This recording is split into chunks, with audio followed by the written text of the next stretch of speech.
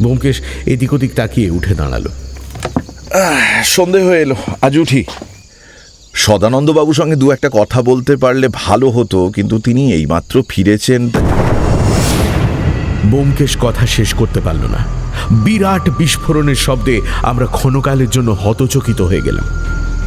তারপর ব্যোমকেশ এক লাফে রাস্তায় নেমে সদানন্দ সুরের বাড়ির দিকে দৌড়তে শুরু করল। আমরাও তার পেছনে ছুটলাম। শব্দটা ওই দিক থেকেই এসেছে। সদানন্দ সুরের বাড়ির সামনে পৌঁছে দেখলাম বাড়ির সদর দরজার কপাট সামনের চাতালের ওপর ভেঙে পড়েছে।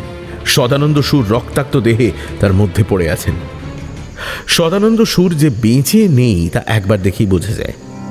মুখের এক পাশটা নেই। বিভৎস দৃশ্য। শুনছিলেন শরদিন্দু বন্দ্যোপাধ্যায়ের লেখা অমৃতের মৃত্যু। আরো আনন্দ পডকাস্ট।